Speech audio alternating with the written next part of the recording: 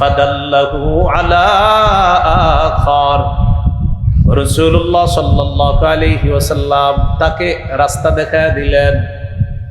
নবীজি বলে দিলেন, অমুকের কাছে যাও, যাওয়ার পর আমার কথা বলবা, আশা করা যায় সে তোমার বাহনের ব্যবস্থা করবে।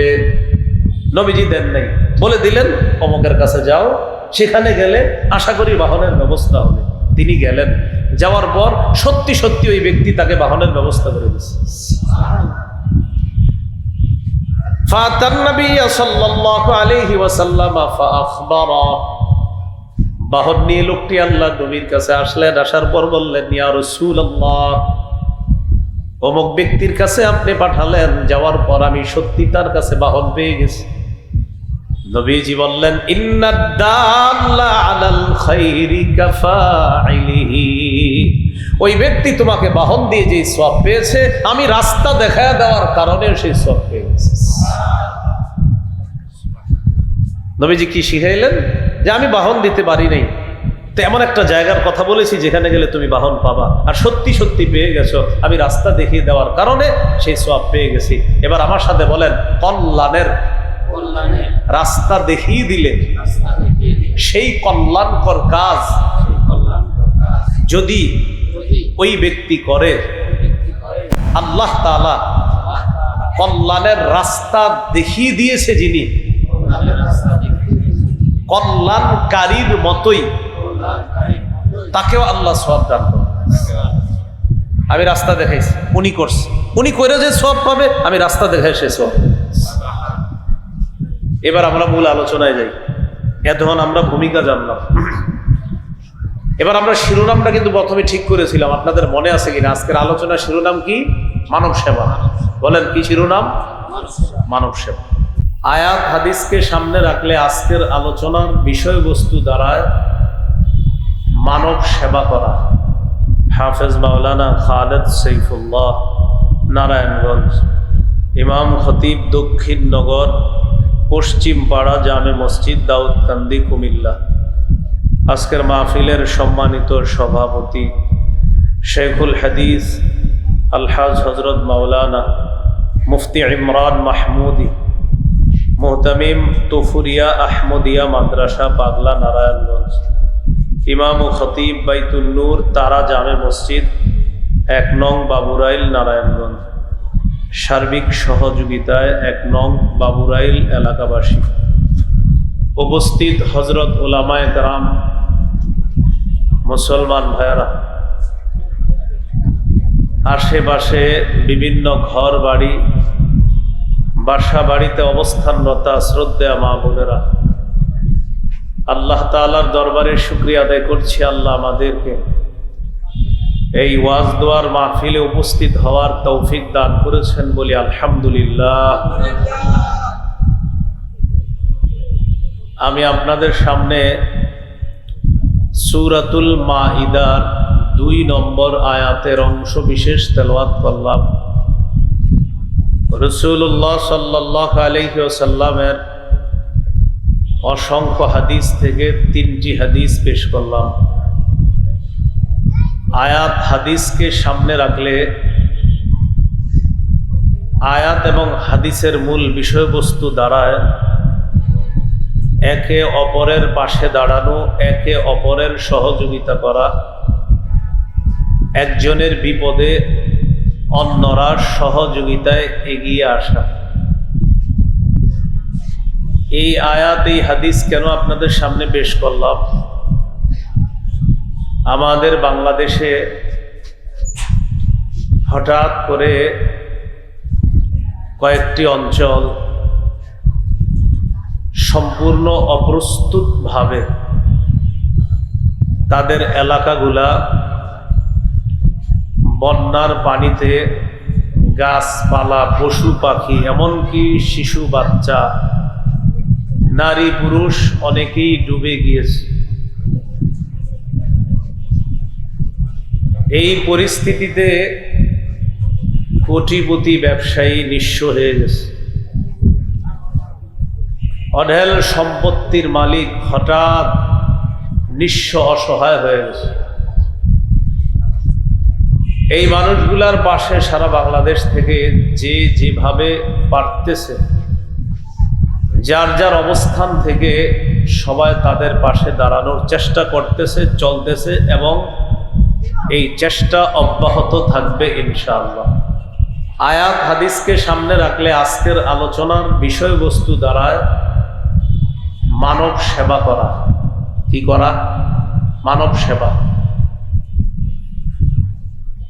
মানব সেবা সম্পর্কে ভূমিকায় কয়েকটি কথা শুনি, এরপর মূল বক্তব্য আলোচনা করব। আল্লাহ তাআলা সূরা মাইদার 2 নম্বর আয়াতের অংশ বিশেষে বলেন, ওয়া তাআওয়ানু আলাল বিররি ওয়াত তাকওয়া, পুণ্যের কাজে এবং তাকওয়ার ক্ষেত্রে তোমরা একে অপরের সহযোগিতা করো। ওয়ালা তাআওয়ানু আলাল ইসমি ওয়াল উদওয়ান, গুনাহের কাজে সীমালঙ্ঘন এবং নাফরমানিতে একজন আরেকজনকে সহযোগিতা করো না। ওয়াত্তাকুল্লাহ, তোমরা আল্লাহকে ভয় করো। ইন্নাল্লাহা শাদীদুল ইকাব, নিশ্চয় আল্লাহ কঠিন শাস্তিদাতা। আবু দাউদের বর্ণনা 4944 নম্বর হাদিস। এই হাদিসটি আমি বলবো, বলার পর অনুবাদ আমরা সবাই মিলেমিশে করব। বলেন ইনশাআল্লাহ। قال رسول الله صلى الله عليه وسلم إن الدين النصيحة إن الدين النصيحة إن الدين النصيحة। আশা করি আপনারা এতটুকু বুঝেছেন যে একই বাক্য রাসূল সাল্লাল্লাহু আলাইহি সাল্লাম 3 বার বলেছেন। এক বাক্য কয়বার বলেছেন? 3 বার। এবার অনুবাদটা সবাই মিলে করি, চলেন। বলেন, অন্যের কল্যাণ কামনা করাই দিন। অন্যের কল্যাণ কামনা করাই দিন। অন্যের কল্যাণ কামনা করাই দিন। রাসূলুল্লাহ সাল্লাল্লাহু আলাইহি সাল্লাম বাক্যটি কয়বার বলেছেন? 3 বার। আমরা অনুবাদও শিখলাম কয়বার? 3 বার। সহিহ বুখারীর বর্ণনা 57 নম্বর হাদিস। এই হাদিসের বর্ণনাকারী জারীর ইবনে আব্দুল্লাহ রাদিয়াল্লাহু তাআলা তিনি বলেন, বায়াতু রাসূলুল্লাহ সাল্লাল্লাহু আলাইহি ওয়াসাল্লাম আলা ইকামিস সালাহ ওয়া ইতাইজ যাকাহ ওয়ান নুসহি লিকুল্লি মুসলিম। রাসূলুল্লাহ সাল্লাল্লাহু আলাইহি সাল্লামের সাহাবী জারীর ইবনে আব্দুল্লাহ রাদিয়াল্লাহু তাআলা আনহু বলেন, আমি নবীজি সাল্লাল্লাহু আলাইহি সাল্লামের কাছে বায়াত হলাম এই মর্মে, আলা ইকামিস সালাহ, আমি নামাজ কায়েম করব, ওয়া ইতাইজ যাকাত, আমি যাকাত আদায় করব, ওয়ান নুসহি লিকুল্লি মুসলিম, আমি প্রত্যেক মুসলমানের কল্যাণকামী হব, কল্যাণ কামনা করব, এই শর্তে নবীর কাছে আমি বায়াত হলাম। তাহলে প্রত্যেক মুসলমানের কল্যাণ কামনা করা আমার, আপনার, আমাদের সকলের দায়িত্ব, কর্তব্য। আল্লাহ এই কর্তব্য পালন করার তৌফিক দান করেন। সহিহ মুসলিমের বর্ণনা 2699 নম্বর হাদিস, 2699 নম্বর হাদিস। মোট হাদিস সংখ্যা হবে 3033টা। قال رسول الله صلى الله عليه وسلم, রাসূলুল্লাহ সাল্লাল্লাহু আলাইহি ওয়াসাল্লাম বলেন, আল্লাহু ফি আউনিল আবদি মা কানাল আবদু ফি আউনি আখি। অনুবাদটা কত সুন্দর, একটু মন দিয়ে শোনেন। রাসূলুল্লাহ সাল্লাল্লাহু আলাইহি সাল্লাম বলেন, বান্দা যতক্ষণ তার অন্য ভাইয়ের সাহায্য করবে ঠিক ততক্ষণ আল্লাহ তাকে সাহায্য করতেই থাকবে। বান্দা যতক্ষণ অন্যকে সাহায্য করতে থাকবে, ততক্ষণ আল্লাহ তাকে সাহায্য করতে থাকবে। তাহলে এই নেকির কাজ আমরা সবাই করবো তো ইনশাআল্লাহ। আল্লাহ করার তৌফিক দান করেন। প্রশ্ন এসে যায়, আমার যদি সামর্থ্য না থাকে তাহলে আমি কি করব? প্রথম কথা হলো, আপনার সামর্থ্য 2 টাকা ছিল, 2 টাকাই সহযোগিতা করছে। কথার কথা, কারো যদি এমন অবস্থা হয় তার 2 টাকারও সামর্থ্য নাই, তিনি কি করবেন? তিনি মুখ দিয়ে 2-4টা ভালো কথাও তো বলার সামর্থ্য রাখেন। বন্যার্থ মানুষগুলোর জন্য আপনাদের এমন কারো কাছে যদি কেউ সাহায্যের জন্য আসে, ভাই বানভাসী মানুষগুলোর জন্য একটু সহযোগিতা করেন। যদি আপনি সহযোগিতা করতে না পারেন, তখন আপনি বলবেন, ভাই আমি তো পারলাম না। আপনি কাজ করেন, ওই জায়গায় যাবেন, যাওয়ার পরে তার কাছে একটু চান, আশা করি ভালো একটা অ্যামাউন্ট তার কাছ থেকে পেতে পারেন। এর মানে আপনি নিজে দিতে পারেন নাই, কিন্তু একজনের ব্যাপারে আপনি রাস্তা দেখায় দিছেন, সঠিক একটা জায়গা বলে দিছেন যে এখানে গেলে কিছু পাবেন ইনশাআল্লাহ। তাহলে মুখ দিয়ে আপনি শুধু রাস্তা দেখায় দিছেন, যেখানে গেলে সঠিকভাবে সেখান থেকে কিছু অনুদান পাওয়া যাবে, এই রাস্তা দেখায় দিছেন। হাদিসের ভাষ্য অনুযায়ী আপনি দান না করেও, আপনি কোনো অর্থ তাদেরকে সহযোগিতা না করেও, শুধুমাত্র রাস্তা দেখায় দেওয়ার কারণে তারা তার কাছে যাওয়ার পর যে সাহায্য সহযোগিতা পাবে, সেই সাহায্য সহযোগিতা করার কারণে তিনি যেই সওয়াব পাবেন, আপনি রাস্তা দেখায় দেওয়ার কারণেও সেই পরিমাণ সওয়াব পাবেন। কি শিখলাম? নিজে না পারলেও রাস্তা দেখায় দিব, বলেন ইনশাআল্লাহ। দলিল তিরমিজির বর্ণনা 2670 নম্বর হাদিস, 2670 নম্বর হাদিস। قال رسول الله صلى الله عليه وسلم, রাসূলুল্লাহ সাল্লাল্লাহু আলাইহি সাল্লাম এই হাদিসের মধ্যে বলেন, ইন্নাদ দাল্লা আলাল খাইরি কাফাইলিহি। হাদিসের অনুবাদটা করার আগে পুরো হাদিসটা শুনে নিন। হাদিসের বর্ণনাকারী আনাস ইবনু মালিক রাদিয়াল্লাহু তাআলা আনহু তিনি বলেন, আন্না রাজুলান আতান নবিয়্য সাল্লাল্লাহু আলাইহি ওয়াসাল্লাম ইস্তাহমিলু। এক ব্যক্তি রাসূলুল্লাহ সাল্লাল্লাহু আলাইহি সাল্লামের কাছে আসলেন বাহন চাওয়ার জন্য। বাহনের উপরে চড়বে, এই বাহন চাওয়ার জন্য। তো নবীজির কাছে এসে বললেন, হুজুর আমার একটা বাহন লাগবে, বাহনে চড়বো, আমি জিহাদের ময়দানে যাব। ফালাম ইয়াজিদ ইনদাহু মা ইয়াতাহাম্মালু।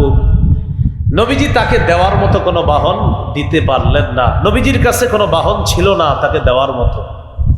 ফাদাল্লাহু আলা আখার। রাসূলুল্লাহ সাল্লাল্লাহু আলাইহি ওয়াসাল্লাম তাকে রাস্তা দেখায় দিলেন। নবীজি বলে দিলেন, অমুকের কাছে যাও, যাওয়ার পর আমার কথা বলবা, আশা করা যায় সে তোমার বাহনের ব্যবস্থা করবে। নবীজি দেন নাই, বলে দিলেন অমুকের কাছে যাও, সেখানে গেলে আশা করি বাহনের ব্যবস্থা হবে। তিনি গেলেন, যাওয়ার পর সত্যি সত্যি ওই ব্যক্তি তাকে বাহনের ব্যবস্থা করে দিয়েছে। ফাতান নবী সাল্লাল্লাহু আলাইহি ওয়াসাল্লাম ফাআখবারা। বাহন নিয়ে লোকটি আল্লাহর নবীর কাছে আসলেন। আসার পর বললেন, ইয়া রাসূলুল্লাহ, অমুক ব্যক্তির কাছে আপনি পাঠালেন, যাওয়ার পর আমি সত্যি তার কাছে বাহন পেয়ে গেছি। নবীজি বললেন, ইন্নাদ দাল্লা আলাল খাইরি কাফাইলিহি। ওই ব্যক্তি তোমাকে বাহন দিয়ে যে সওয়াব পেয়েছে, আমি রাস্তা দেখায় দেওয়ার কারণে সেই সওয়াব পেয়েছি। নবীজি কি শিখাইলেন? যে আমি বাহন দিতে পারি নাই, তো এমন একটা জায়গার কথা বলেছি যেখানে গেলে তুমি বাহন পাবা, আর সত্যি সত্যি পেয়ে গেছো, আমি রাস্তা দেখিয়ে দেওয়ার কারণে সেই সওয়াব পেয়ে গেছি। এবার আমার সাথে বলেন, কল্যাণের রাস্তা দেখিয়ে দিলে সেই কল্যাণকর কাজ যদি ওই ব্যক্তি করে, আল্লাহ তাআলা কল্যাণের রাস্তা দেখিয়ে দিয়েছে যিনি, কল্যাণকারীর মতোই তাকেও আল্লাহ সওয়াব দান করবে। আমি রাস্তা দেখাইছি, উনি করছে, উনি করে যে সওয়াব পাবে, আমি রাস্তা দেখাই সে সওয়াব। এবার আমরা মূল আলোচনায় যাই। এতক্ষণ আমরা ভূমিকা জানলাম, এবার আমরা শিরোনামটা কিন্তু প্রথমে ঠিক করেছিলাম, আপনাদের মনে আছে কিনা? আজকের আলোচনার শিরোনাম কি? মানব সেবা। বলেন কি শিরোনাম? মানব সেবা। মানব সেবার অনেক খাত আছে। আজকে আপনাদের সামনে 10টি খাত নিয়ে আমরা আলোচনা করব। কয়টি খাত? 10টি। প্রথমে আমি 10টি খাত বলি, একদম মন দিয়ে শুনবেন। মানব সেবার 1 নম্বর খাত এতিম লালন পালন করা। 2 নম্বর খাত বিধবা অসহায় নারীর সহায়তা প্রদান করা। 3 নম্বর খাত দুস্থ অসহায় দরিদ্র মানুষের সেবা করা। 4 নম্বর খাত রোগীর সেবা শুশ্রূষা করা। 5 নম্বর খাত প্রতিবেশীর খোঁজ খবর নেওয়া। বিশেষ করে এই বানভাসী মানুষ যারা এখন, তাদের কোটিপতি প্রতিবেশীরা, তারা যারা বানভাসী হয়ে গেছে, বন্যা কবলিত হয়ে গেছে, কোটিপতি প্রতিবেশীদের দায়িত্ব কর্তব্য এখন বেশি করে তাদের খোঁজ খবর নেওয়া। 6 নম্বর কর্জে হাসানা দেওয়া, ঋণ দেওয়া, কর্জে হাসানা। 7 নম্বর ত্রাণ বিতরণ করা। ত্রাণের নামটা আমরা ওই এলাকায় যদি ত্রাণ নিয়ে যাই, ট্রাকের সামনে ত্রাণ না লিখে লিখবো হাদিয়া বিতরণ। কি লিখবো? হাদিয়া। যেমন আপনার নারায়ণগঞ্জ যুব সমাজের পক্ষ থেকে হাদিয়া বিতরণ। কি লিখবো? হাদিয়া বিতরণ। 1 নং বাবুরাইল যুব সমাজের পক্ষ থেকে হাদিয়া বিতরণ। ত্রাণ না লিখে লিখবো কি? হাদিয়া। 8 নাম্বার শরণার্থীদেরকে নিরাপদ আশ্রয় কেন্দ্রের ব্যবস্থা করা। বন্যায় তার ঘর ডুবে গেছে, তার নিরাপদ আশ্রয় কেন্দ্রের ব্যবস্থা করতে হবে আমাকে, আপনাকে, আমাদেরকে। এটা আমাদের দায়িত্ব, আমাদের কর্তব্য। 9 নম্বর সুস্থ শরীরে স্বেচ্ছায় রক্তদান করা। 10 নম্বর সমাজ কল্যাণমূলক কাজ করা। সেটা এককভাবে করা যায়, সাংগঠনিকভাবে করা যায়। বাকি বন্যা সামনে রেখে এই কাজ এককভাবে না করে সাংগঠনিকভাবে করাটাই উত্তম। এই 10টি খাত বললাম, আমি একসাথে আবার বলে দিচ্ছি, এরপর বিস্তারিত বলতেছি। এতিম লালন পালন করা, অসহায় বিধবা তাদেরকে সহায়তা প্রদান করা। 3 নম্বর দুস্থ অসহায় দরিদ্রদের সেবা করা। 4 নম্বর রোগীদের সেবা শুশ্রূষা করা। 5 নম্বর প্রতিবেশীর খোঁজ খবর রাখা। 6 নম্বর কর্জে হাসানা দেওয়া। 7 নম্বর ত্রাণ বিতরণ করা বা হাদিয়া বিতরণ। 8 নম্বর শরণার্থীদেরকে নিরাপদ আশ্রয় কেন্দ্রের ব্যবস্থা করে দেওয়া। 9 নম্বর স্বেচ্ছায় সুস্থ শরীরে রক্ত দেওয়া। 10 নম্বর সমাজ কল্যাণমূলক যে কোনো ভালো কাজ করা। এটা একা করা যেতে পারে, সাংগঠনিকভাবেও করা যেতে পারে। এই 10টি খাত নিয়ে আপনাদের সামনে এখন ইনশাল্লাহ কিছু কথা বলবো। 1 নম্বর খাত এতিমের লালন পালন করা। বন্যা পরবর্তীতে অনেক এতিম পাওয়া যাবে, ইতিমধ্যে পাওয়া গিয়েছে। যে বন্যায় তার মা হারিয়েছে, বাবা হারিয়েছে, মা বাবা ডুবে যাওয়ার সময় ওই বাচ্চাটারে ডেকের উপরে বসায় দিস, ডেক্সির উপরে বসায় দিস। এই বাচ্চা ভাসতে ভাসতে আপনার কিনারায় গেছে। এখন এই এতিমকে লালন পালন করার দায়িত্ব কর্তব্য যারা সুস্থ মুসলমান আছে তাদের দায়িত্ব কর্তব্য। সূরা বাকারার ৮৩ নম্বর আয়াতে আল্লাহ বলেন, লা তা'বুদুনা ইল্লাল্লাহ ওয়া বিল ওয়ালিদাইনি ইহসানা ওয়া দিল কুরবা ওয়াল ইয়াতামা ওয়াল মাসাকিন। আল্লাহ তাআলা বলেন, লা তা'বুদুনা ইল্লাল্লাহ, আল্লাহ ছাড়া কারো ইবাদত করবা না, আল্লাহ ছাড়া কারো ইবাদত করবা না। ওয়া বিল ওয়ালিদাইনি ইহসানা, পিতা মাতার প্রতি সদাচরণ করো। ওয়া দিল কুরবা, নিকটাত্মীয়ের প্রতি সদাচরণ করো। ওয়াল ইয়াতামা, এতিমের প্রতি সদ্ব্যবহার করো। ওয়াল মাসাকিন, যারা দরিদ্র অসহায় তাদের প্রতি সদ্ব্যবহার করো। এখানে আল্লাহ তাআলা অনেকগুলা খাত সম্পর্কে আলোচনা করেছেন। এর মধ্যে আল্লাহ তাআলা বিশেষভাবে এতিমদের কথা বলেছেন। তাদের লালন পালন করা, তাদের সাথে সদ্ব্যবহার করা, এটা আমাদের দায়িত্ব কর্তব্য। শুধু যে বন্যা কবলিত এলাকার এতিমদেরকে আমরা ভালো ব্যবহার করব এমন না, এই নারায়ণগঞ্জেও কোনো এতিম থাকলে তাদের সাথেও ভালো ব্যবহার করতে হবে। সূরা বাকারার ২১৫ নম্বর আয়াতে আল্লাহ বলেন, ইয়াসআলুনাকা মাযা ইউনফিকুন, নবী তারা আপনার কাছে জানতে চায় তারা কি খরচ করবে, কোন খাতে তারা খরচ করবে। قل ما أنفقتم من خير فللوالدين والأقربين واليتامى والمساكين وابن السبيل।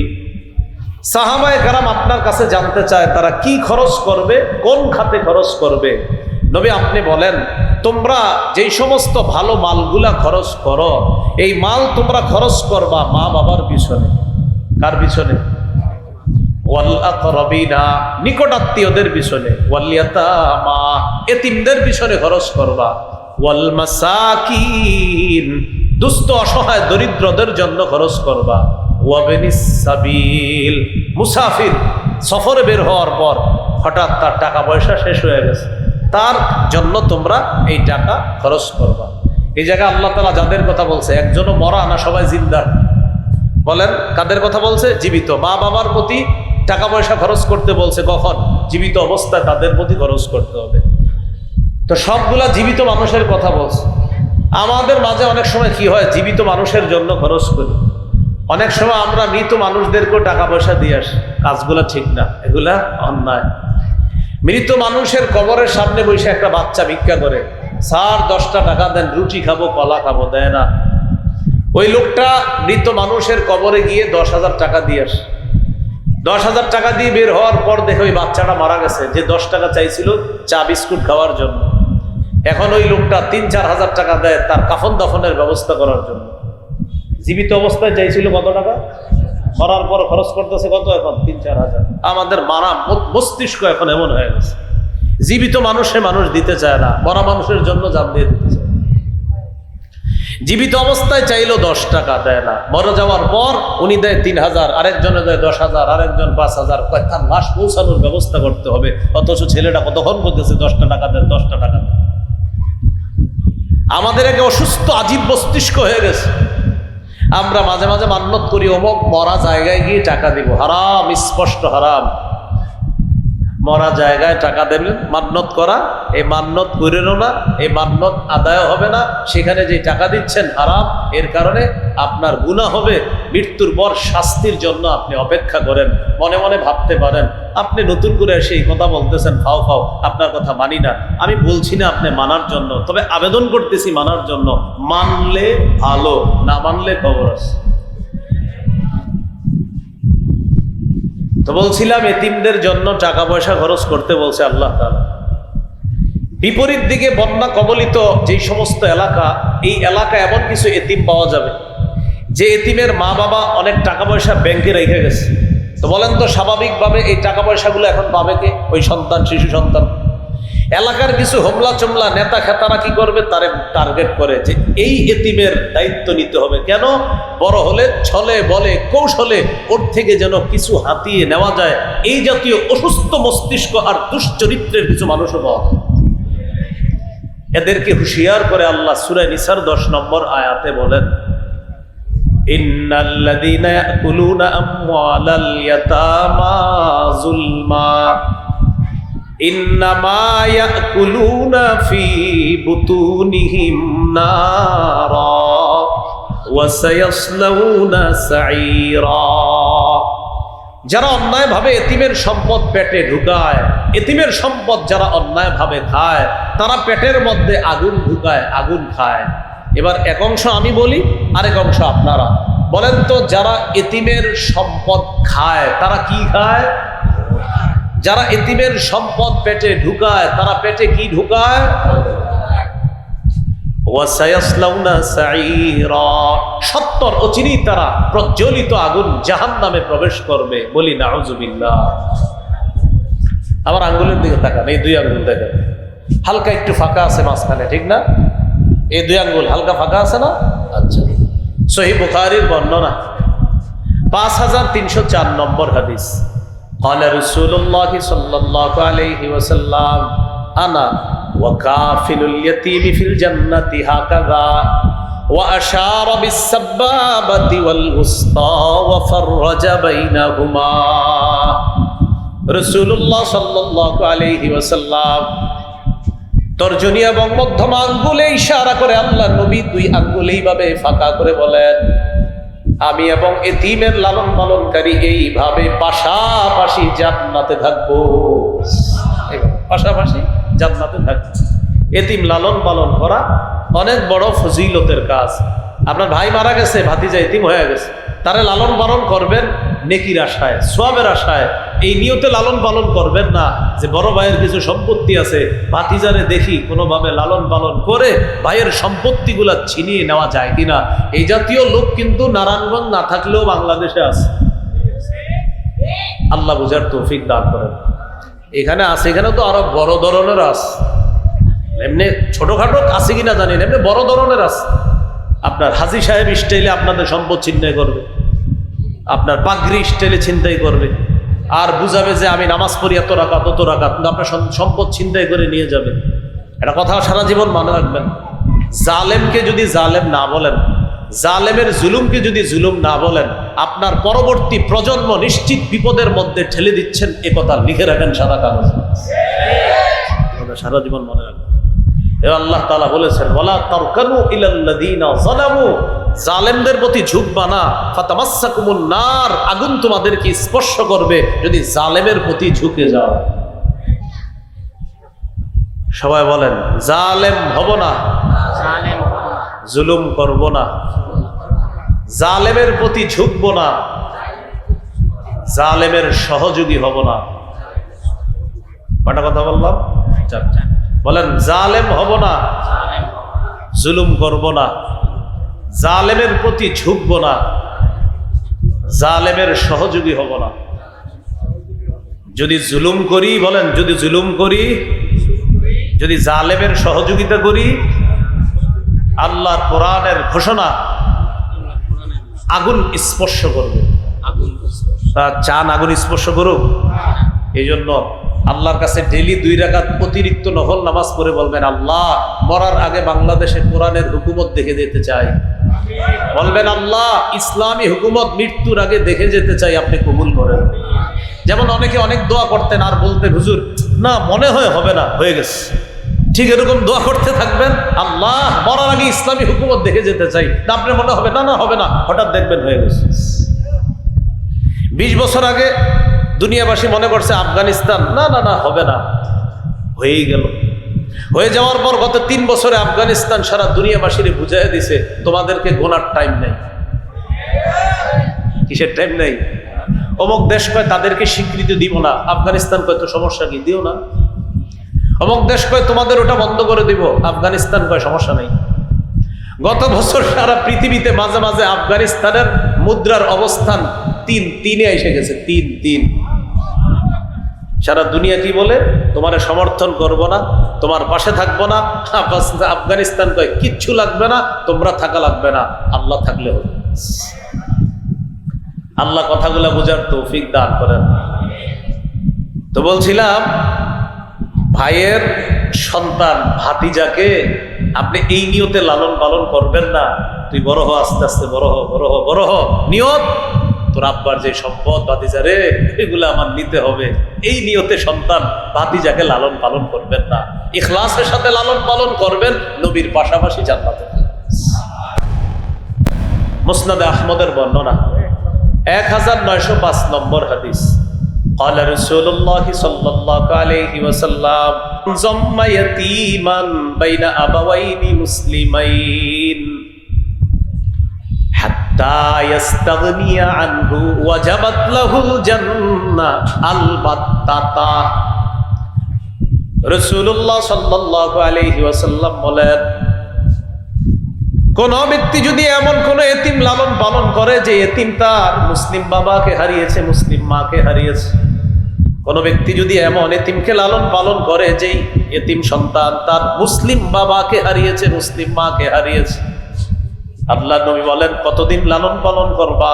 যতদিন সে সামর্থ্যবান না হয়, স্বাবলম্বী না হয়, ততদিন যদি তুমি এমন কোন এতিমকে লালন পালন করতে পারো, ওয়াজাবাত লাহুল জান্নাহ আলবাত্তাতা, নবী বলেন অবধারিতভাবে তার জন্য জান্নাত ওয়াজিব হয়ে যায়।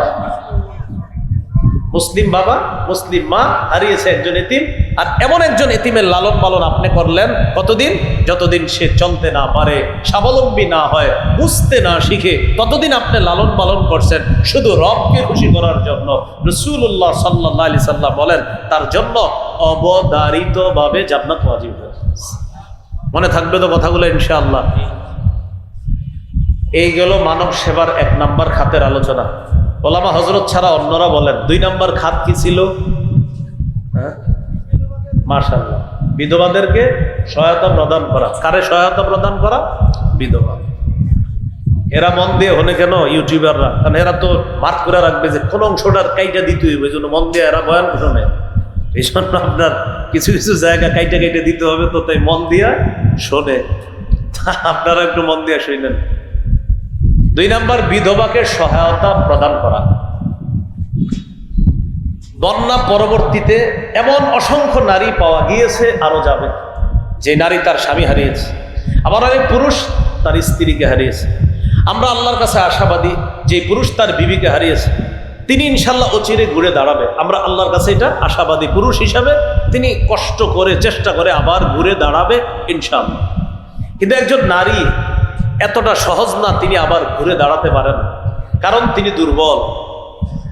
তিনি একজন পুরুষের মতো সক্ষমতা রাখেন না। এই জন্য একজন বিধবা নারী তাকে সহায়তা প্রদান করা, তার যথাযথ সম্মান মর্যাদা রেখে রক্ষা করে তাকে সহায়তা প্রদান করা, এটা আমার আপনার আমাদের সকলের দায়িত্ব, কর্তব্য। আল্লাহর রাস্তায় জিহাদ করার ফজিলত কম না অনেক বেশি? সারা রাত তাহাজ্জুদ পড়ার ফজিলত কম না বেশি? সারাদিন নফল রোজা অবিরত রাখার ফজিলত কম না অনেক বেশি? কয়টা ফজিলতের কথা বললাম? 3টা। জিহাদের ফজিলত, সারা রাত নামাজ পড়ার ফজিলত, সারাদিন রোজা রাখার ফজিলত। এবার হাদিস শোনেন, সহিহ বুখারীর বর্ণনা 5353 নম্বর হাদিস, 5353, 5353।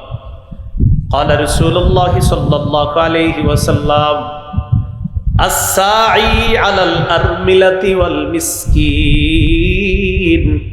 كالمجاهد في سبيل الله أو القائم الليل الصائم النهار। কোন ব্যক্তি যদি অসহায় বিধবা নারীকে সহায়তা প্রদান করার জন্য এগিয়ে যায়, মুজাহিদ আল্লাহর রাস্তায় জিহাদ করলে যে সওয়াব, তাহাজ্জুদ আদায়কারী সারা রাত তাহাজ্জুদ করলে যে সওয়াব, নফল সিয়াম পালনকারী সারাদিন নফল রোজা রাখলে যেই সওয়াব, শুধু বিধবাকে সহায়তা প্রদান করলে আল্লাহ তার আমলনামায় সেই সওয়াব দিয়ে দেয়। জিহাদের সওয়াব, সারা রাত নফল নামাজের সওয়াব, সারাদিন নফল রোজা রাখার সওয়াব। এই জন্য ভানবাসী মানুষগুলোর মধ্যে যারা বিধবা, যথাযথ সম্মান মর্যাদা রেখে যারা কাজ করতেছে, আরো করবে, অব্যাহত থাকবে ইনশাল্লাহ। এখন শুকাইতেছে আস্তে আস্তে, এখন আরো অনেক কাজ এসে গেছে, আপনার বাড়ি করে দেওয়া, ঘর করে দেওয়া। আলহামদুলিল্লাহ, ওলামায়ে কেরাম যথাসাধ্যভাবে তারা সহ আমাদের দেশের সর্বস্তরের জনগণ একসাথে কাজ করতেছে, আলহামদুলিল্লাহ। 3 নাম্বার খাত কি ছিল? অসহায় দুস্থ দরিদ্রদের সেবা করা। আলহামদুলিল্লাহ, সর্বশ্রেণীর মানুষ অসহায়দের পাশে দাঁড়াচ্ছে। কিন্তু একটা কথা আপনারা সবাই স্বীকার করতে হবে, সেটা হলো এদেশে যে কোনো দুর্যোগে সর্বপ্রথম ওলামায়ে কেরাম ঝাঁপিয়ে পড়ে। এই কথাটা কি আপনারা সবাই স্বীকার করতেছেন? তবে এবারের বন্যাকে কেন্দ্র করে সারা বাংলাদেশ এক হয়ে গেছে, এবং এই সারা বাংলাদেশ এক হওয়াটা কেমন যেন আমি ভালো ভালো কিছু স্বপ্ন দেখতেছি ভবিষ্যতে। অতীতেও দুর্যোগ হয়েছে, কিন্তু সারা বাংলাদেশ এক হয়ে গেছে এমন হয় নাই। কিন্তু এই বন্যাকে কেন্দ্র করে মুসলমানদের পাশাপাশি হিন্দু, বৌদ্ধ, খ্রিস্টানরা সহ সবাই এক হয়ে গেছে। কেমন যেন বাংলাদেশ জানান দিতেছে ষড়যন্ত্র করে লাভ নাই, ভবিষ্যতে ঝামেলা করলে সবাই মিলে মোকাবেলা করবে, লাভ হবে। এটা মুসলমান সহ সবাই জানান দিতেছে যে দেখো, বিপদে সারা বাংলাদেশের সবাই এক। আমরা কোনো বিপদে ফেলাইতে চেষ্টা করবা, সবাই এক হয়ে যাবে। এই জায়গায় যে ঠিক বলছেন, এই ভবিষ্যতে এই মানসিকতা রাখবেন ইনশাল্লাহ। তাহলে এই বন্যা কেন্দ্র করে এক হয়ে গেছে, আমরা দোয়া করব এই একতাটা যেন আল্লাহ টিকায় রাখে।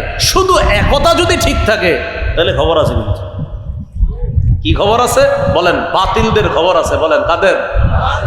বাতিলদের খবর আছে। আল্লাহ বুঝার তৌফিক দান করেন। দুস্থদেরকে সহায়তা প্রদান করা মানে জান্নাতের ঘাটি অতিক্রম করা। সূরা বালাদের 14 থেকে 16 নম্বর আয়াতে আল্লাহ তাআলা বলেন, আও ইতআমুন ফি ইয়াউমিন যী মাসগাবা ইয়াতীমান যা মাকরাবা আও মিসকিনান যা মাতরাবা। ক্ষুধার দিনে মানুষকে খাওয়ানো, নিকটাত্মীয় এতিমকে খাওয়ানো, ভুলণ্ঠিত অভাবগ্রস্ত মানুষকে খাওয়ানো মানে হলো আল্লাহর জান্নাতের ঘাটি অতিক্রম করা। অভাবীকে খাওয়ানো, এতিমকে খাওয়ানো, ভুলণ্ঠিত অভাবগ্রস্তদেরকে খাওয়ানো মানে জান্নাতের ঘাটি অতিক্রম করা। এই জাতীয় নেকির কাজে আমরা সবাই স্বতঃস্ফূর্তভাবে অংশগ্রহণ করার তৌফিক দান করেন। বিপরীত দিকে অভাবগ্রস্তদের পাশে যদি না দাঁড়াই, আল্লাহ না করেন, এটা জাহান্নামে যাওয়ার কারণ হতে পারে, বলি নাউজুবিল্লাহ। দলিল সূরা মুদ্দাসসিরের 42 থেকে 44 নম্বর আয়াতে আল্লাহ তাআলা বলেন, জান্নাতীরা জাহান্নামীদেরকে প্রশ্ন করবে। কারা? জান্নাতীরা জাহান্নামীদেরকে প্রশ্ন করবে, মা সালাকাকুম ফি সাকার। আচ্ছা, তোমাদেরকে কোন জিনিস জাহান্নামে প্রবেশ করালো? জাহান্নামে আসার কারণ কি? কি অপরাধ করছো তোমরা? জাহান্নামী মানুষগুলা জবাব দিবে, ক্বালু লাম নাকু মিনাল মুসাল্লিন, আমরা নামাজ পড়তাম না। ওয়া লাম নাকু নুতঈমুল মিসকিন, অসহায় ক্ষুধার্ত মানুষদেরকে আমরা খাওয়াইতাম না, দুস্থ মানুষদেরকে খাওয়াতাম না। সহিহ বুখারীর বর্ণনা 12 নম্বর হাদিস, আন্না রাজুলান সাআলান নাবিয়্য সাল্লাল্লাহু আলাইহি ওয়াসাল্লাম আইয়ুল ইসলামি খায়রুন ইয়া রাসূলুল্লাহ। এক ব্যক্তি রাসূলুল্লাহ সাল্লাল্লাহু আলাইহি সাল্লামকে জিজ্ঞাসা করলেন, ইসলামের কোন রীতিনীতি সবচেয়ে উত্তম? فقال رسول الله صلى الله عليه وسلم تطعم الطعام, ক্ষুধার্তকে খাবার খাওয়ানো, এটা ইসলামের শ্রেষ্ঠ রীতিনীতির অন্তর্ভুক্ত হয়ে যায়। ক্ষুধার্তকে খাবার খাওয়ানো। আলেমদেরকে আপনারা দাওয়াত দিয়ে কত আইটেম করেন? 15-20, হ্যাঁ, কত আইটেম করি আমরা আলেমদেরকে দাওয়াত দিই। অথবা কোটিপতি আত্মীয় স্বজনকে দাওয়াত দিই, কত আইটেম করি। ছেলের বিয়ে, মেয়ের বিয়েতে তাদেরকে দাওয়াত দিয়ে কত আইটেম করি। ক্ষুধার্ত মানুষকে দাওয়াত দিয়ে খাওয়াইছেন এমন কয়জন পাওয়া যাবে সমাজে বলেন? যে আপনি কানে কানে একজন গরিবকে বললেন, আগামী শুক্রবার জুমার নামাজের পর তুমি তোমার পরিবার নিয়ে আমার বাসায় আসবা, তোমার দাওয়াত। তো ওই গরিব মানুষটা মনে করবে কি, যে উনি মনে হয় দরজার মধ্যে বসায় কিছু খাওয়াই দিবে। সাধারণত তো এটাই মনে করে, কারণ আপনি তো তাকে সাধারণত দরজায় বসায় হয়তো মাঝে মাঝে 1 প্লেট ভাত দিয়েছেন, ভাতের সাথে মাছ গোস্ত দিয়ে দিচ্ছেন, নাও না এখানে বসে খায় বলে। গরিবকে মাঝে মাঝে কানে কানে বলবেন, আগামী শুক্রবার জুমার পর তোমার পরিবার সহ আমার বাসায় দাওয়াত। কেমন দাওয়াত? আমারে দাওয়াত দিয়ে যেমন ভাবে দাওয়াত দিবেন ঠিক তাকে এইভাবে দাওয়াত দিবেন। আপনি ওর কোটিপতি আত্মীয়কে যেভাবে দাওয়াত দিতেন তাকে এইভাবে দাওয়াত দিয়ে তাদেরকে যেখানে বসায় খাওয়াইতেন তাকেও সেখানে বসায় খাওয়াবেন। বিশ্বাস করেন, এই হঠাৎ খুশি হয়ে যাওয়াতে আপনার জন্য জান্নাত ওয়াজিব হয়ে যাবে। উনি তো কল্পনা করতে পারবে না, এত ধনী মানুষ আমাকে দাওয়াত দিয়া তার ঘরে ওই জায়গায় বসাইছে যেখানে অন্যদেরকে বসায়। তো বলছিলাম ভাই, আমরা সমাজে না আলেমদেরকে বা কোটিপতিদেরকে বা আত্মীয়দেরকে খাওয়ানোর প্রচুর লোক আছে, ক্ষুধার্ত মানুষকে খাওয়ানোর লোক কয়জন পাওয়া যাবে? এই জন্য ক্ষুধার্ত মানুষকে খাওয়ানো এটা ইসলামের শ্রেষ্ঠ রীতিনীতির অন্তর্ভুক্ত। আল্লাহ এই আমলটা আমাদেরকে বেশি করার তৌফিক দান করেন। বলেন যে থাক, যাওয়া রয়েছে, সমস্যা নেই, সমস্যা নেই। মাইকে ডিস্টার্ব হচ্ছে? আচ্ছা, হ্যাঁ, না না না, সমস্যা নেই, সমস্যা নেই, সমস্যা নেই, সমস্যা নেই।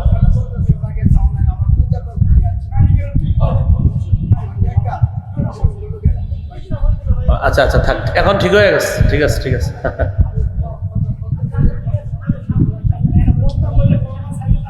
হ্যাঁ হ্যাঁ হ্যাঁ, ঠিক আছে, ঠিক আছে। আচ্ছা আচ্ছা আচ্ছা, ঠিক আছে। আচ্ছা আচ্ছা,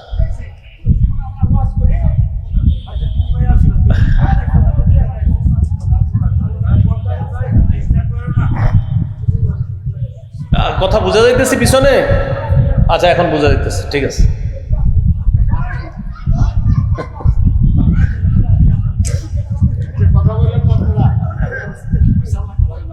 তো আমরা আলোচনায় ছিলাম কোনটা? 3 নম্বর খাত, দুস্থ অসহায় মানুষদের খাবার খাওয়ানো, তাদের খাদ্য ইত্যাদির ব্যবস্থা করে দেওয়া।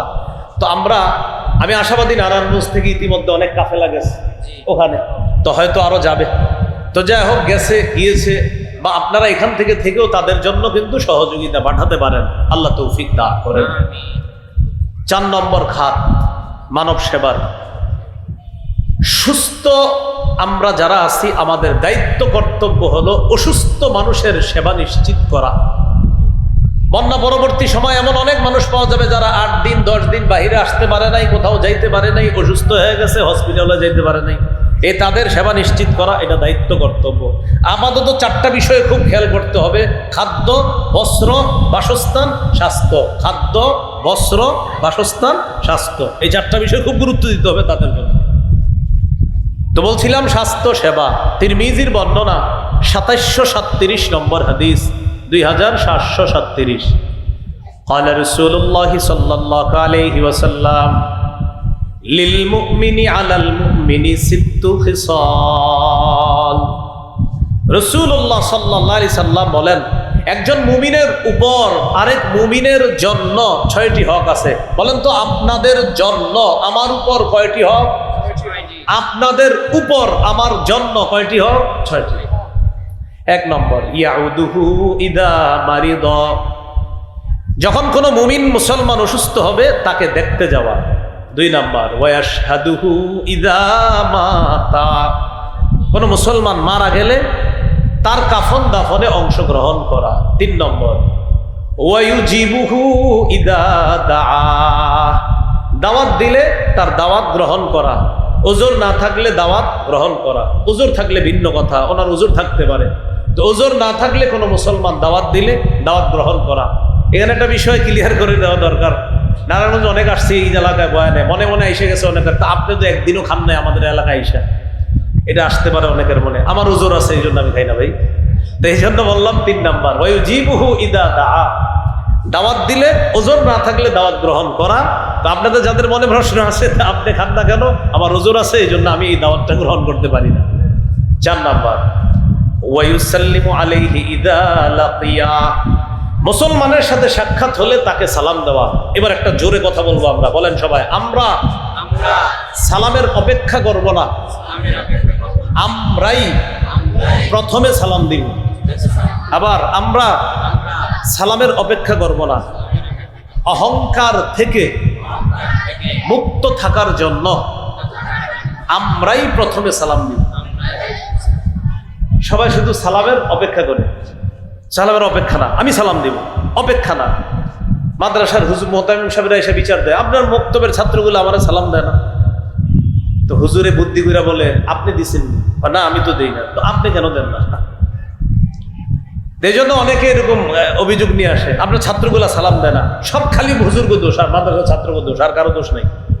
6 বছর 7 বছরে বাচ্চা বুঝেই বা কি, এর ব্যাপারে এসে নালিশ করে, ছেলেগুলা সালাম দেয় না। তো আমারে কেউ কিন্তু নালিশ করেন না, করলে এত সুন্দর সুন্দর জবাব আল্লাহ বের করে দেয় আমার মুখ দিয়ে, যে আপনি কিন্তু একদম হাসি মুখ কালো হয়ে যাবে। যেমন আমাকে যদি এসে বলেন যে মাদ্রাসার ছোট্ট বাচ্চারা সালাম দেয় না, তা আমি বলতে পারি আপনাকে, কখন দেখলেন? আর বললেন না, ওই দিন আমি বাজারে যাইতেছিলাম ওদের সামনে দিয়ে, ওরা ওই দোকানের সামনে বসা আমার সালাম দেয় না। তো আমি জবাবে বলবো, হাদিসে আসছে যিনি যাবে, যারা বসা তাদেরকে সালাম দিবে। তো আপনি তো যাইতেছিলেন, ওরা বসা ছিল, আপনি সালাম দেন নাই কেন? তখন কি হবে? হাসি মুখটা চুপ হয়ে যাবে। এগুলো বিষয়। অনেক সময় এসে বিচার দেয়, আপনার ছাত্রগুলো নামাজে ডিস্টার্ব করে, মাদ্রাসার হুজুরদেরকে বিচার দেয়। তো ছোট মানুষ, 6-7 বছর বয়স, ওরা একটু দুষ্টামি করতেই পারে। আমার কাছে কেউ বললে আমি বলি, আপনি দেখলেন কিভাবে ও যে দুষ্টামি করে নামাজে?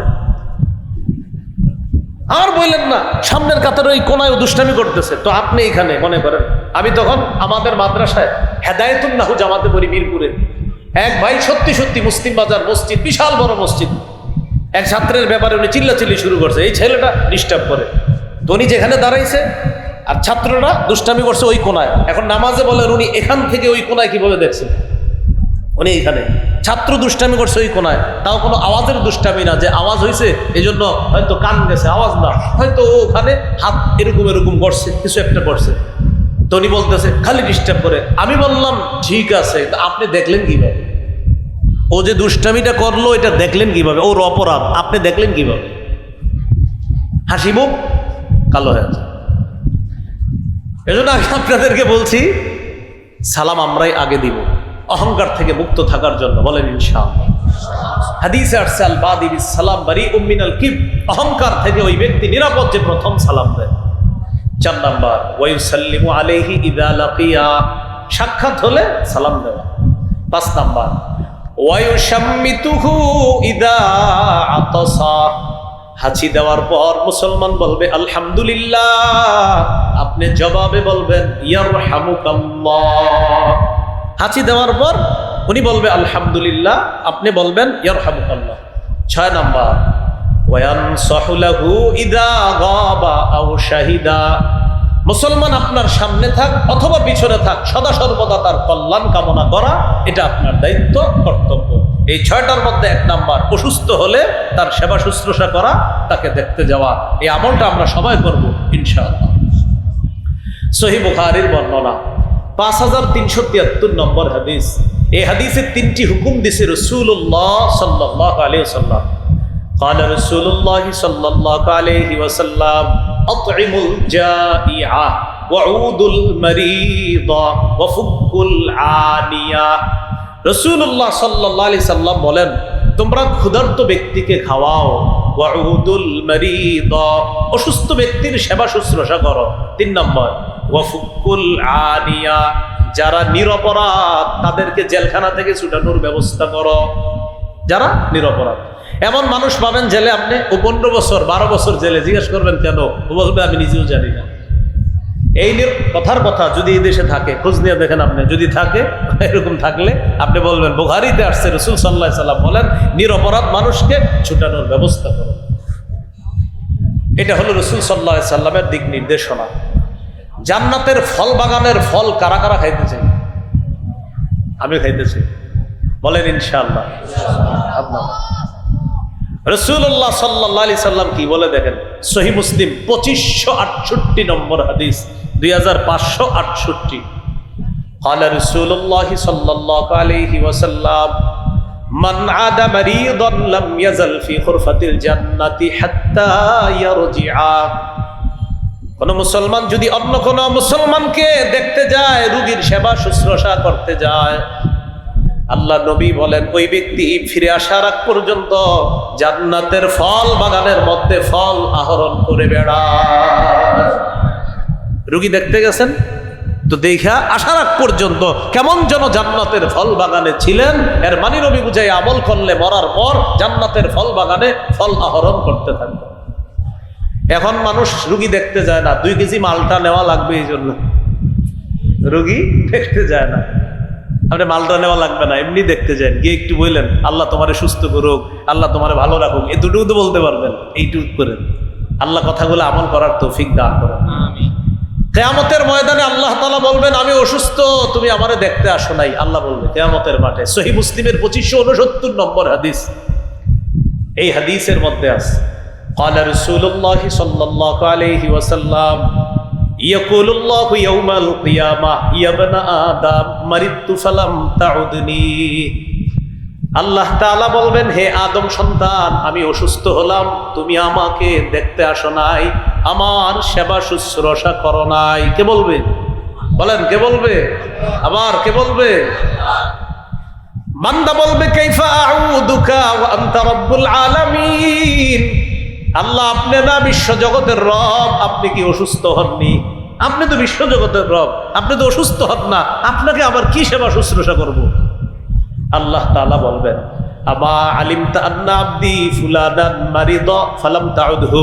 তুমি কি জানতে না আমার অমুক বান্দা অসুস্থ হয়েছে, তুমি তাকে সেবা শুশ্রূষা করো নাই, তাকে দেখতে যাও নাই, তুমি জানো নাই কথা, তুমি কেন গেলা না? আমা আলিমতা আন্নাকা লাউ উদ্দাহু লাওয়াজাদতানি ইনদা। তুমি যদি অসুস্থ ব্যক্তিকে দেখতে যাইতা, তার সেবা শুশ্রূষা করতা, তার জন্য যদি দোয়া করতা, সেখানে গিয়ে 2-4টা দোয়া করে যদি তুমি চলে আসতা, সেখানে ওই রোগীর কাছে আমি আল্লাহকে তুমি পেয়ে যেতা। তাহলে ভাই, রোগীর আল্লাহ তাআলা বলবে আমি অসুস্থ হয়েছি, তুমি দেখতে আসো নাই। উদ্দেশ্য হলো আমার বান্দা অসুস্থ হয়েছে, তুমি দেখতে যাও নাই। কথাগুলার গুরুত্ব অনুধাবন করার তৌফিক দান করেন। কয় নাম্বার গেল? 4 নাম্বার। মানব সেবার 5 নম্বর খাত প্রতিবেশীর খোঁজ খবর রাখা। তো বলছিলাম বানভাসী মানুষগুলা যারা এখন, তাদের কোটিপতি আত্মীয় স্বজন যারা আছে, আপাতত ওই প্রতিবেশীর খোঁজ নেওয়া তাদের খুবই দায়িত্ব, কর্তব্য। সহিহ বুখারীর 6015 নম্বর হাদিসের বর্ণনা, ক্বালা রাসূলুল্লাহি সাল্লাল্লাহু আলাইহি ওয়াসাল্লাম মা যালা জিবরিল ইউসিনি বিল জার হাত্তা যানানতু আন্নাহু সায়ুওয়ারিথুহু। নবীজি বলেন, জিবরিল আমিন আমাকে প্রতিবেশীর হক আদায় করতে এত বেশি বলছে, এত বেশি বলছে, এত বেশি বলছে। নবী আপনি প্রতিবেশীর হক আদায় করেন, নবী আপনি প্রতিবেশীর হক আদায় করেন, নবী আপনি প্রতিবেশীর হক আদায় করেন। নবীজি বলেন, এত বেশি বলছে আমাকে, আমি ধারণা করে ফেললাম, না জানি আল্লাহর পক্ষ থেকে জিবরিল আমিন আমাকে এসে এই কথা বলে ফেলে যে প্রতিবেশীকেও মিরাজ দিবেন। প্রতিবেশীকে কি দিবেন?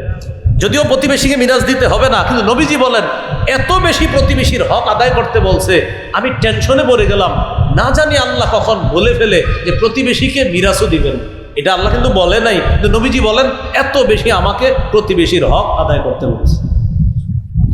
প্রতিবেশীর হক আদায় করবো তো ইনশাল্লাহ। 2 পাশে বাড়ি বানান না, যেমন আপনারা প্রতিবেশীর বাড়ি 1 তলা, আপনি বাড়ি বানাইছেন 6 তলা। রাসূলুল্লাহ সাল্লাল্লাহু আলাইহি সাল্লামের হাদিস প্রমাণ করে, তুমি যে 6 তলা বাড়ি বানায়া আমার উম্মতের বাতাস বন্ধ করলা, আমি নবী কিন্তু কাজটা পছন্দ করিনি। কি হইল বিষয়টা? জায়েজ আছে? আপনি 6 তলা বাড়ি বানানো জায়েজ আছে? নবীজি বলতেছেন তুমি এর বাড়ি বানাবা, আমার উম্মতের বাতাস বন্ধ করবা, না না, বিষয়টা আমি নবীর ভালো লাগে নাই। তাহলে কি করবেন? আপনি বড় বাড়ি বানানোর আগে প্রতিবেশীর সাথে একটু কথা বলবেন, ভাইজান আমি তো একটা বাড়ি বানাবো, আমার 2-3টা সন্তান, 3-4 তলা করতে হবে, আপনার বাড়ি এখনো 1 তলা, আমার বাড়িটা 3 তলা করলে আপনার তো এই পাশের বাতাস বন্ধ হবে, আপনি অনুমতি দিলে বাড়ি বানাইতে পারি। উনি অবাক হবে, আশ্চর্য হবে, দোয়াও করবে। উনি জিজ্ঞাসা মনে আপনাকে জিজ্ঞাসা করবে, ভাইজান আপনার বাড়ি আপনি বানাবেন, আমার কাছে জিজ্ঞাসা করার কি আছে? তখন আপনি বলবেন, হাদিসে আসছে আমি বাড়ি বানানোর জন্য আপনার বাতাস বন্ধ না করি, তাই আপনার কাছ থেকে আগে থেকে মাপ চাইতে আসছি। উনি খুশি হবে, উনি দোয়া করবে, উনি বলবে আপনি বাড়ি বানান। তো এটা কিন্তু না জায়েজ না, আপনি বাড়ি বানান জায়েজ আছে, কিন্তু নবীজি বলতেছেন যে তুমি বাতাস বন্ধ করবা, না না, বিষয়টা না আমার পছন্দ হয় নাই। তাহলে এটা কতটা গুরুত্বপূর্ণ কথা, আল্লাহ আমাদেরকে বোঝার তৌফিক দান করে। প্রতিবেশী সম্পর্কে আমার লম্বা একটা আলোচনা আছে, যারা এই জায়গায় আমার বয়ান দেখেন শুনেন, এই আলোচনাটা একটু সার্চ দিয়ে শুনে নেবেন বা এদের কাছেও পাইবেন। এই আলোচনা প্রতিবেশী সম্পর্কেই লম্বা একটা আলোচনা আছে, আলোচনাটা ইনশাল্লাহ একটু মন দিয়ে দেখে নিন, যেমন আমরা মূল আলোচনায় চলে যাই। রাসূলুল্লাহ সাল্লাল্লাহু আলাইহি সাল্লাম বলেন, প্রতিবেশী সম্পর্কে আমাকে এত বেশি বলছে, আমি ভেবে ফেললাম, ধারণা করে ফেললাম, না জানি প্রতিবেশীকে উত্তরাধিকার বানায় দেয়। প্রতিবেশীর হক আমরা যেন আদায় করতে পারি, আল্লাহ তৌফিক দান করেন। সহিহ মুসলিমের 46 নম্বর হাদিস, এই হাদিসের অনুবাদটা আমি আপনাদেরকে সাথে নিয়ে করব, বলেন ইনশাআল্লাহ। ক্বালা রাসূলুল্লাহি সাল্লাল্লাহু আলাইহি ওয়াসাল্লাম ওয়াল্লাহি লা ইউমিনু, একবার ওয়াল্লাহি লা ইউমিনু, 2 বার ওয়াল্লাহি লা ইউমিনু, একই বাক্য কয়বার? 3 বার। বলেন আল্লাহর কসম সে মুমিন না, আল্লাহর কসম সে মুমিন না, আল্লাহর কসম সে মুমিন না। কয়বার বলছে নবীজি সাল্লাল্লাহু আলাইহি ওয়াসাল্লাম কথাটা? সাহাবীরা প্রশ্ন করলেন, কিলা মান ইয়া রাসূলুল্লাহ, হুজুর সে কে যে মুমিন নয়? فقال رسول الله صلى الله عليه وسلم الذي لا يأمن جاره بوائقا, যে ব্যক্তির অনিষ্টতা থেকে তার প্রতিবেশী নিরাপদ নয়, সে মুমিন নয়, সে মুমিন নয়, সে মুমিন নয়, যার অনিষ্টতা থেকে তার প্রতিবেশী নিরাপদ নয়। নবীজি বলেন আল্লাহর কসম সে মুমিন নয়, সে মুমিন নয়, সে মুমিন। সিলসিলাতুস সহিহা একটা হাদিসের কিতাব, এই কিতাবের 146-149 নম্বর হাদিস এই হাদিসের মধ্যে আছে। قال رسول الله صلى الله عليه وسلم ليس المؤمن الذي يشبع وجاره جائع إلى جنبه রাসূলুল্লাহ সাল্লাল্লাহু আলাইহি সাল্লাম বলেন, ওই ব্যক্তি ইমানদার নয় যে উদর পূর্ণ করে খায়, পেট ভরে খায়, কিন্তু তার প্রতিবেশী ক্ষুধার্ত থাকে, সে মুমিন না। নবীজি বুঝাইতে চায়, আমার একজন উম্মত না খেয়ে আছে আর তুমি পেট ভরে খাইলা, এটা কেমন কাজ করলা তুমি? নবীজি বলেন, কোন উম্মত তুমি পেট ভরে খাইলা আর পেট ভরপূর্ণ করলা, আমার উম্মতটা 2 দিন না খেয়ে আছে, তুমি একবারও খোঁজ খবর নিলা না, আর তুমি কেমন ইমানদার? নবী বলেন, সে মুমিন না যে পেট ভরে খায় আর তার পার্শ্ববর্তী ইমানদার ক্ষুধার্ত থাকে। ভাই একটু খোঁজখবর নিয়েন সবার। আপনাদের বাসা বাড়ি আছে, এরকম রাস্তাঘাটে অনেক অসহায় ছেলে মেয়ে পাবেন, রাস্তাঘাটে ঘুমায়, আশেপাশে ঘুমায়, খাবার পায় না, ক্ষুধার্ত থাকে, কখনো আপনারে বলেও না, হয়তো ক্ষুধার জ্বালা এরা সহ্য করে ফেলেছে, মাঝে মাঝে চুপি চুপি বিরিয়ানির প্যাকেট কিনে দিয়ে দিন। বলেন ইনশাআল্লাহ, আল্লাহ আমল করার তৌফিক দান করেন। কয় নম্বর গেল? 5 নম্বর। মানব সেবার 6 নম্বর খাত, কর্জে হাসানা দেওয়া।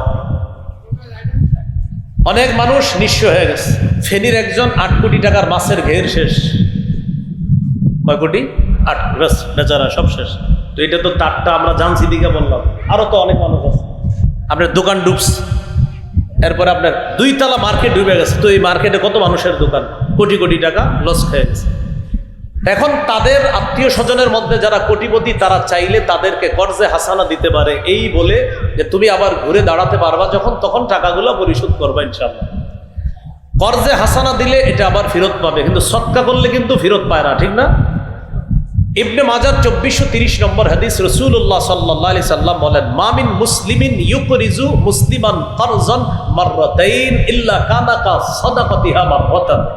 কোন মুসলমান যদি অন্য কোন মুসলমানকে 2 বার কর্জে হাসানা দেয়, যেই কর্জে হাসানাটা সে আবার ফেরত পাবে, এই 2 বার কর্জে হাসানা দেওয়ার কারণে আল্লাহ তাকে একবার সদকা না করেও সদকার সওয়াব দিয়ে দিবেন।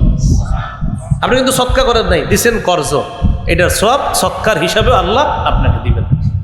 এইগুলো কর্জে হাসানা। 7 নম্বর, ত্রাণ বিতরণ বা হাদিয়া বিতরণ করা। এটা আলহামদুলিল্লাহ চলতেছে।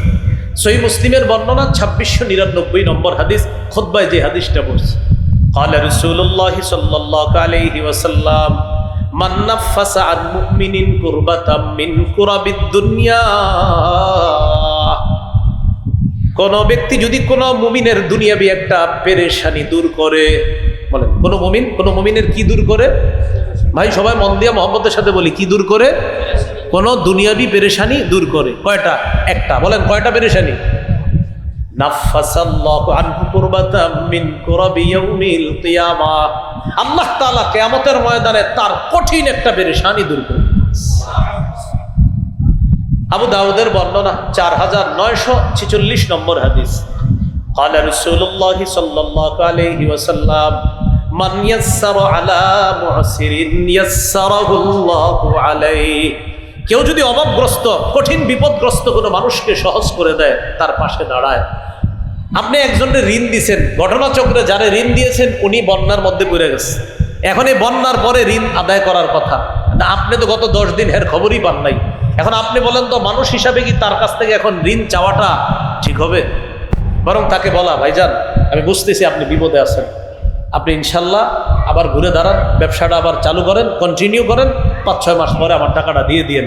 এই যে তাকে আপনি একটু সুযোগ করলেন, সহজ করে দিলেন, একটা বিপদগ্রস্ত মানুষের একটা কঠিন বিষয় আপনি সহজ করে দিলেন, কিয়ামতের ময়দানে কঠিন বিপদ আল্লাহ সহজ করে। 8 নাম্বার, শরণার্থীদেরকে আশ্রয় দেওয়া। আলহামদুলিল্লাহ মসজিদ মাদ্রাসায় তালাশ করেন, শিশু তো খ্রিস্টানদেরকেও মসজিদে পাবেন, মাদ্রাসায় পাবেন। এটা কি প্রমাণ করে? ইসলাম যদি রাষ্ট্র ধর্ম হয়ে যায়, আর রাষ্ট্রে যদি ইসলাম কায়েম হয়ে যায়, মুসলমানও শান্তিতে থাকবে, অন্য ধর্মের মানুষও শান্তিতে থাকবে। বুঝে ঠিক না? না বুঝে?